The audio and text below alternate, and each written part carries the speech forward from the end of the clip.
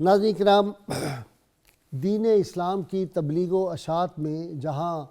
فرزندان اسلام نے بے مثال اور لازوال قربانیاں دی ہیں،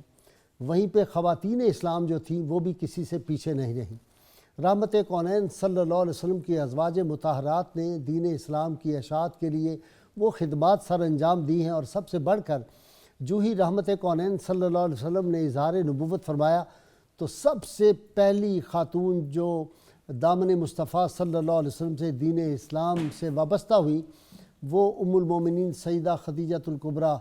رضی اللہ تعالی عنہا تھی۔ اور سیدہ پاک کا کمال یہ تھا،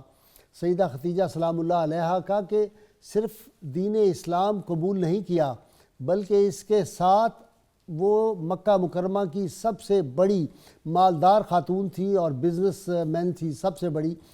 سارا مال جو تھا راہ خدا میں انہوں نے لٹا دیا، اور وہ شہزادی جو تھی پھر شیب ابی طالب میں ہم دیکھتے ہیں کہ دین کے لیے انہوں نے کتنی قربانیاں دی۔ اسی طرح حضرت سمیہ رضی اللہ تعالی عنہا جو پہلی اسلام کی شہیدہ ہیں، انہوں نے کتنی بڑی قربانی دین اسلام کے لیے دی۔ اسی طرح سیدہ عائشہ صدیقہ طیبہ طاہرہ ہم دیکھتے ہیں 2210 احادیث آپ سے مروی ہیں، اور جید صحابہ کرام جو تھے انہوں نے اکتساب فیض و اکتساب علم سے کیا تھا۔ صحابہ کرام میں سے 299 صحابہ جو ہیں وہ انہوں نے آگے ان کی بتائی ہوئی احادیث جو ہے وہ آگے روایت کی ہے، اور 67 صحابیات نے بیان کی ہے۔ اسی طرح ہم دیکھتے ہیں حضرت ام سلمہ رضی اللہ تعالیٰ عنہ نے دین اسلام کے لیے کیسی خدمات سر انجام دی۔ پھر سب سے بڑھ کے سیدہ ام عمارہ رضی اللہ تعالیٰ عنہ، جن کے بارے میں اللہ کے محبوب صلی اللہ علیہ وسلم فرما دیا تھا کہ احد میں نے دائیں بائیں آگے پیچھے جدھر دیکھا مجھے ام عمارہ نظر آئیں، اور جنت میں ان کو رسول اللہ صلی اللہ علیہ وسلم کا ساتھ نصیب ہوگا۔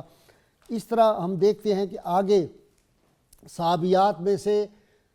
خونی رشتہ دار جو تھے وہ شہید ہو جاتے ہیں، لیکن وہ کہتی ہیں کہ اگر رسول اللہ خیریت سے ہیں تو پھر ہمیں دنیا کا کوئی غم نہیں۔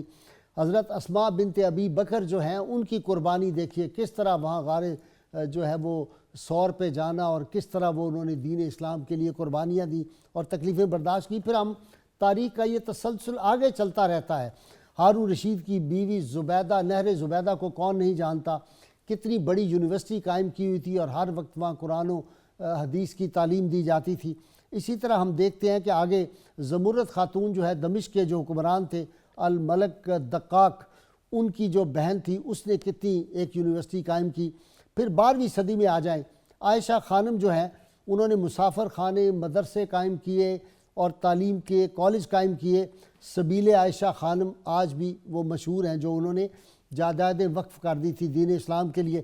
عظیم عاشق رسول جنہوں نے بہت عالی شان میلاد النبی کا وہ جو تقریب تھی منعقد کی اور ہر سال کرتے تھے، یمن کے حاکم سلطان الملک المظفر رحمۃ اللہ علیہ کی بیوی مریم نے جو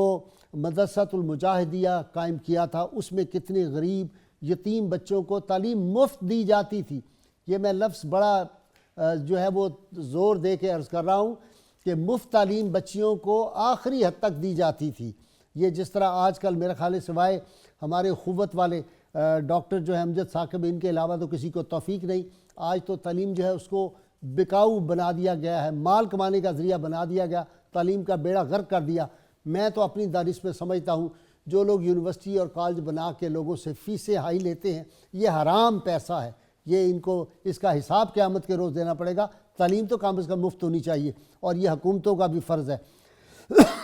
اسی طرح دمشق میں السیدہ ملکہ بنت ابراہیم جو تھی، اور اسی طرح سعید بن مسیب خیر التابعین رسول اللہ صلی اللہ علیہ وسلم کے عظیم یہ عاشق تھے، جن کی صاحبزادی درہ جو تھی وہ ان کا حالانکہ رشتہ عبد المالک بن مروان کا جو ولی عہد تھا بیٹا ولید، اس کا رشتہ آیا، اس نے بیٹی بھی ٹھکرا دیا، باپ نے بھی ٹھکرا دیا۔ حضرت سعید بن مسیب وہ ہستی ہیں، اور یہ بیٹی جو تھی پھر اس کی شادی جو تھی یہ ابن ابی وضاع جو تھے ان سے کر دی گئی، اور پھر انہوں نے جو درس دیا پورے مدینہ میں ان کا درس مشہور تھا۔ پھر امام مالک رحمۃ اللہ علیہ عظیم عاشق رسول،